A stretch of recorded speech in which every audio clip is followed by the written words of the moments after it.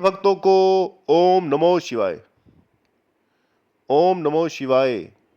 शिवजी सदा सहाय। ओम नमो शिवाय। गुरुजी सदा सहाय। आज हम बात कर रहे हैं छतरपुर वाले गुरुजी निर्मल सिंह महाराज की, जिसे आप शुक्राना गुरुजी और गुरुजी के नाम से सभी जानते हैं। आज हम उन्हीं की बात करेंगे, उन्हीं के अध्यात्म और जीवन के बारे में आपको कुछ रोचक घटनाएं, कुछ रोचक बातें बताएंगे, ताकि आप सबको भी गुरुजी के बारे में कुछ पता लग सके। गुरुजी वह दिव्य प्रकाश है जो मानवता को आशीर्वाद और ज्ञान प्रदान करने के लिए पृथ्वी पर अवतरित हुए। इनका जन्म 7 जुलाई 1954 को पंजाब के संगरूर जिले के मलेरकोटला स्थित दुगरी गांव में निर्मल सिंह के महाराज के रूप में हुआ। इनका जन्म एक साधारण परिवार में हुआ था। इस परिवार को पीढ़ियों से संत और फकीरों का जन्म का आशीर्वाद मिला हुआ था, लेकिन माताजी के अनुसार इन्हें इस बात का जरा भी अंदाज़ा नहीं था कि इनके घर इतने उच्च कोटि के महापुरुष जन्म लेंगे। दाई के अनुसार जिस दिन गुरुजी का जन्म हुआ, उन्होंने कमरे में एक सांप और एक अजीब सी तेज रोशनी देखी। जब पंडित जी ने जन्म कुंडली तैयार की तो उन्होंने माताजी से साफ साफ कह दिया था, यह बालक सिर्फ उनका नहीं बल्कि पूरी दुनिया का है। नन्हे शिशु के रूप में भी उनके मूत्र में एक सुगंध थी और उन्होंने कभी अपने कपड़े भी गंदे नहीं किए। बचपन में अक्सर खेतों में समाधि लगाकर बैठ जाते थे। तपती धूप हो या तेज बारिश, वह बिल्कुल भी विचलित नहीं होते थे। उनके सहपाठी अक्सर उनका मजाक उड़ाते थे, क्योंकि उनके जैसे कामों में कभी आनंद नहीं आता था। इस समय तक उनके माता पिता को यह एहसास हो गया था कि उनका पुत्र कोई साधारण व्यक्ति तो नहीं है, बल्कि स्वयं भगवान है। यहाँ तक कि उनकी माँ भी उनके पैर छूने लगी थी और तब जन्म हुआ गुरुजी का। उनकी माता भी उन्हें गुरुजी के नाम से पुकारने लगी। मैनू ओए हाय भगत प्यारा है, जिसनों मेरी संगत प्यार कर दी होवे, जिसनों मेरी संगत ना प्यार करे ओ मैनू पा ना सकिया। गुरुजी की शिक्षा के बारे में आपको थोड़ा सा बताते हैं। गुरुजी ने दुगरी प्राइम स्कूल और सरकारी हाई स्कूल में शिक्षा प्राप्त की। उन्होंने मलेरकोटला के सरकारी स्कूल से कॉलेज भी पढ़ा। गुरुजी अंग्रेजी और अर्थशास्त्र में डबल एमए थे। वह धारा प्रवाह अंग्रेजी बोलते थे और उनकी लिखावट भी बहुत सुंदर थी। फिर भी हम सबको छुपाने के लिए वे अक्सर हमसे कुछ शब्दों में वर्तनी पूछ लेते थे। गुरुजी ने केवल अपनी पिता की इच्छा पूरी करने के लिए पढ़ाई जारी रखी, जो एक सामान्य पिता की तरह अपने बेटे को एमए की डिग्री दिलाना चाहते थे। अतः गुरुजी ने डबल एमए भी किया।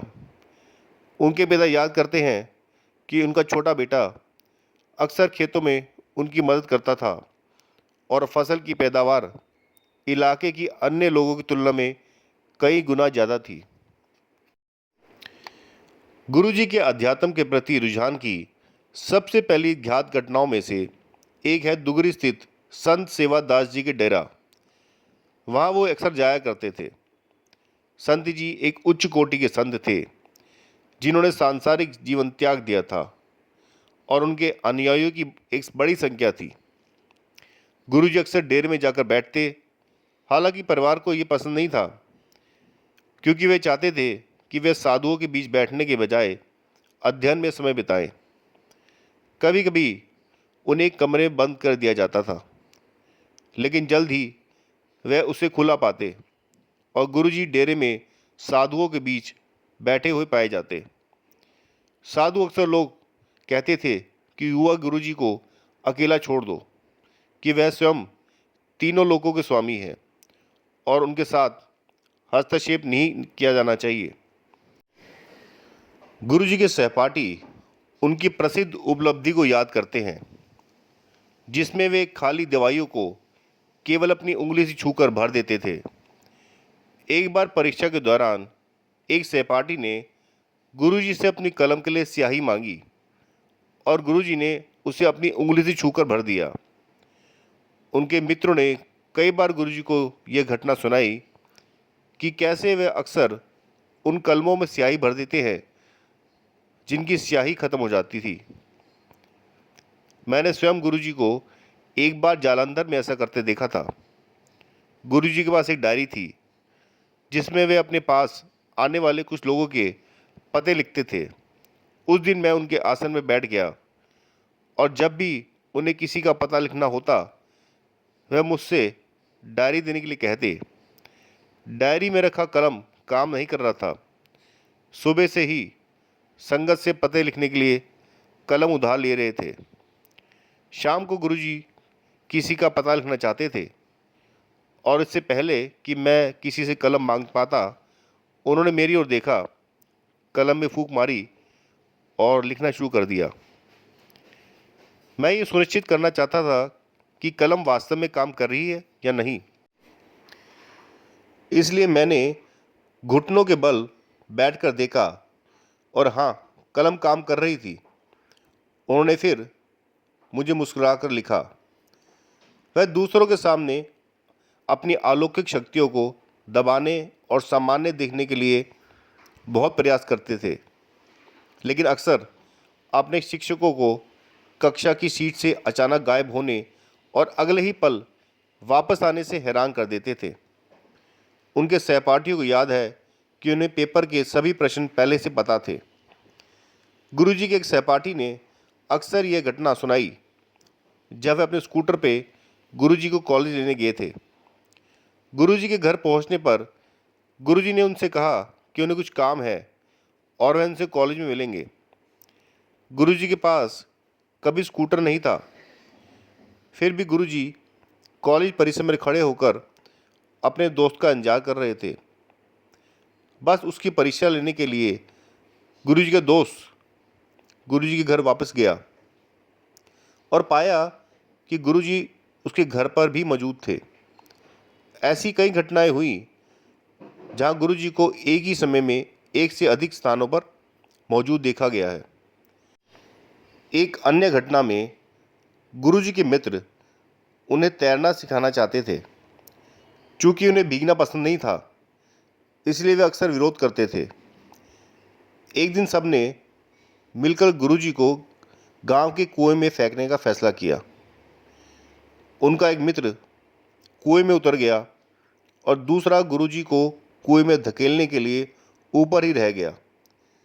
जब गुरुजी को कुएं में धकेला गया तो उनके मित्र यह देखकर दंग रह गए कि वह पानी में नहीं गिरे बल्कि उसके ऊपर तैर रहे थे।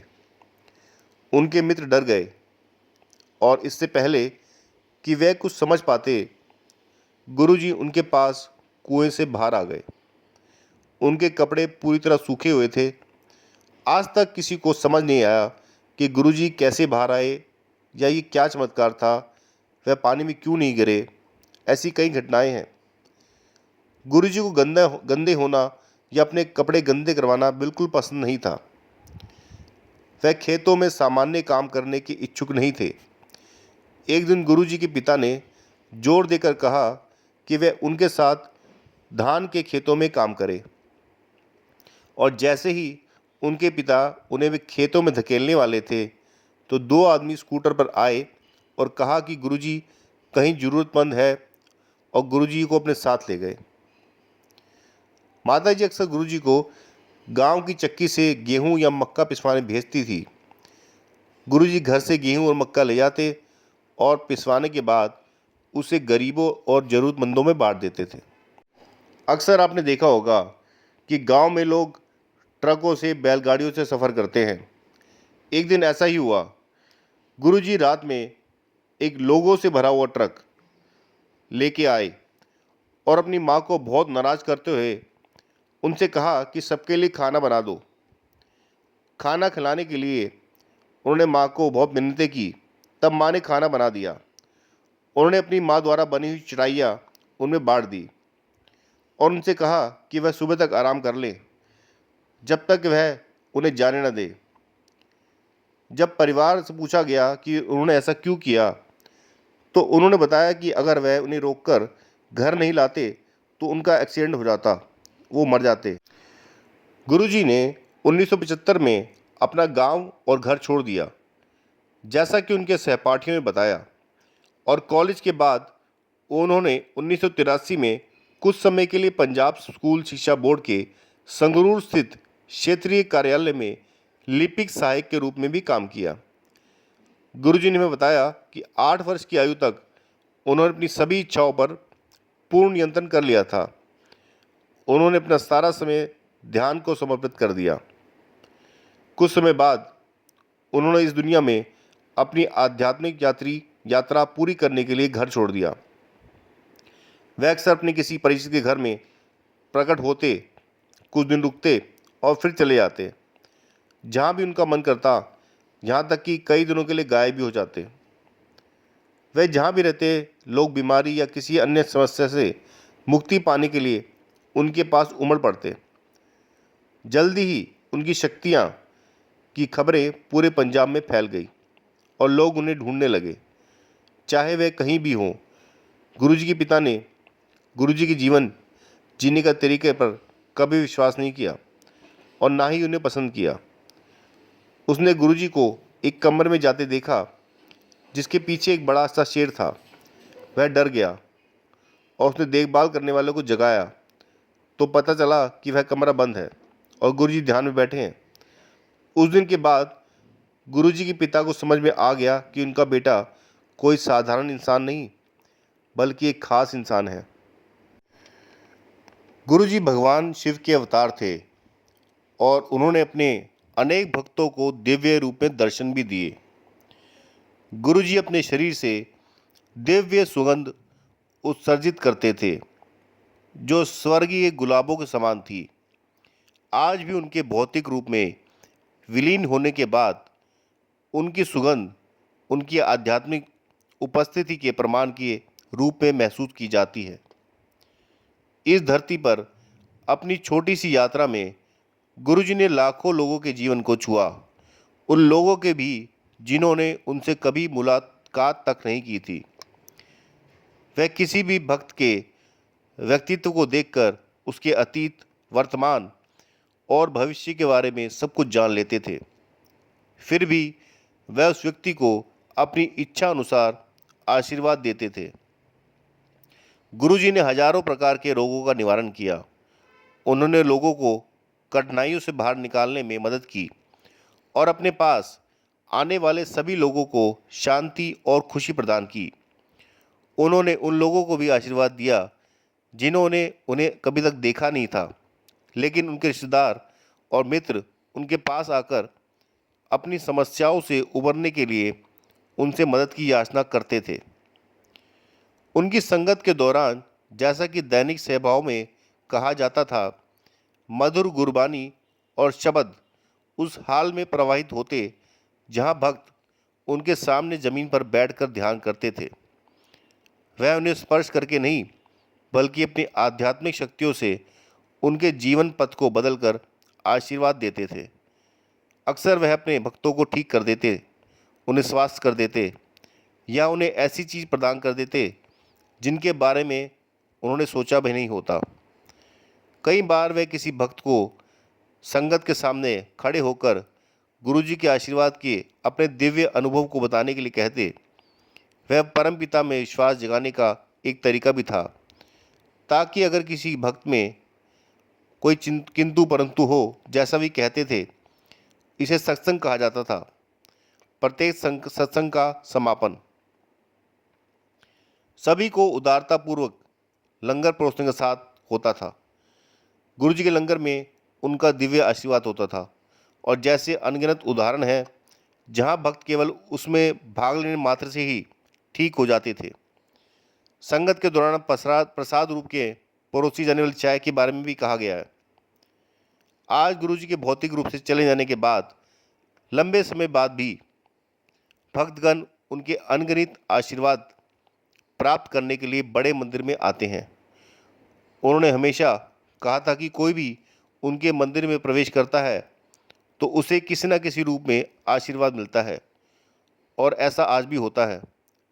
यहाँ का वातावरण नए नए चमत्कारों से भरा हुआ है, खासकर उन लोगों के लिए जिन्होंने कभी गुरुजी के दर्शन भी नहीं किए। वे भाग्यशाली हैं जिनके जीवन पर उनका वास्तव में प्रभाव पड़ा है, और वे चंगा करते हैं। वे केवल एक नज़र से चंगा करते हैं, प्रेम के सागर से भरी आंखों से उन सभी पर अपना आशीर्वाद बरसाते हैं जो परेशान हैं।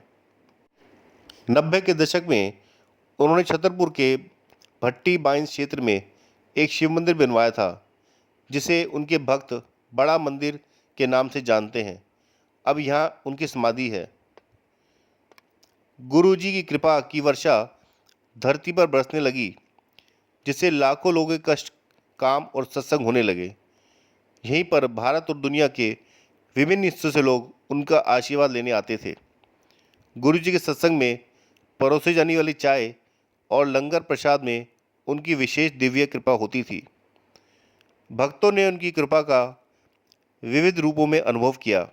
असाध्य रोग ठीक हुए और कानूनी, आर्थिक और भावनात्मक सभी प्रकार की समस्याओं का समाधान भी हुआ। संगत के कुछ सदस्यों को देवताओं के दिव्य दर्शन भी हुए। गुरुजी के लिए कुछ भी असंभव नहीं था, क्योंकि वह भाग्य लिखते थे और उसे पुनः लिख सकते थे। गुरुजी के द्वारा उच्च निम्न, गरीब अमीर और सभी धर्मों को लोगों के लिए दरबार खुला था। साधारण से साधारण व्यक्ति से लेकर शक्तिशाली राजनेता, व्यापारी, डॉक्टर, नेता, अभिनेता सभी उनके दर्शन के लिए आते हैं, और उनके चरण स्पर्श से ही सब काम पूरे हो जाते थे। गुरुजी ने कभी कोई उपदेश नहीं दिया या कोई अनुष्ठान निर्धारित नहीं किया, फिर भी भक्त उनके संदेश को उनके तरीके से ग्रहण करते थे, जो केवल भक्त ही जानते थे। उन्होंने 31 मई 2007 को दिल्ली में महासमाधि ग्रहण की और अपने पीछे कोई भी उत्तराधिकारी नहीं छोड़ा। दिव्य प्रकाश के लिए कोई नहीं है। उनका इस बात पर जोर था कि भक्त हमेशा उनसे सीधे जुड़ें, और इससे भी ज़्यादा प्रार्थना और ध्यान के माध्यम से। गुरुजी का एक मंदिर है जिसे बड़े मंदिर के नाम से जानते हैं, और सब वहाँ जाकर उनकी कृपा लेते हैं। वह कहते थे कि सच्चा गुरु केवल प्रेम और विश्वास का भूखा होता है। मेरी तस्वीरों के सामने बादाम, पिस्ता रखने से हमेशा बचना, उनकी जगह हमेशा फूल रखना। मैनू बिना किसी इच्छा दे प्यार करो, फिर देखो नज़ारे। मतलब बिना किसी शर्त और अपेक्षा के मुझसे प्यार करो, फिर देखो मैं तुम्हारे लिए क्या करूँगा। इसी बात से हम आपसे विराम लेते हैं। जय गुरुजी, जय गुरुजी। ओम नमो शिवाय। शिवजी सदा सहाय। ओम नमो शिवाय। गुरुजी सदा सहाय।